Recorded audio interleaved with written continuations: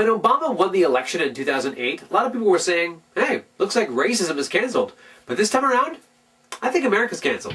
Now, please be aware that when I say that, I don't mean that in a Glenn Beck, buy a gun, scope out some land, pull your kids out of school, and await the Obamageddon. Or Obacalypse. I just mean that our perception of what we thought America was might be outdated. Because when I think of America, I think of this guy. You know, rich, white, religious, overprivileged, a little on the homophobic side, and kind of out of touch, but great hair. But great hair and homophobia actually didn't help this time. You see, now, gay people have been around for a very long time, even longer than America. And yet, despite that, this guy was the very first sitting president to not only endorse gay people, but actually make it a big part of his campaign.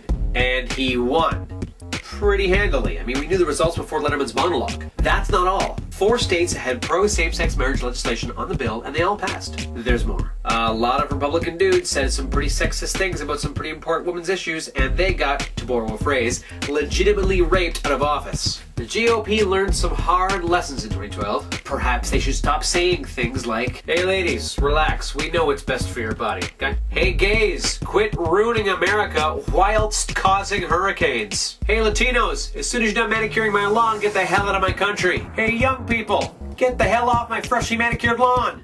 You see, while Mitt and his minions were busy either ignoring or just plain insulting these groups, they were busy canvassing and voting For the other guy. Now, I know you'd love for things to go back to the good old days when the old rich white guys were in charge of everything, but now that these groups have a president that actually seems to care about them, do you think there's going to be less of them or more of them voting in the next election? Food for thought.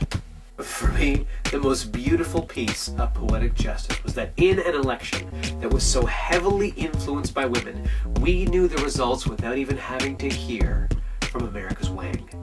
I'm Derek, and I'm straight. Not narrow. Legislation.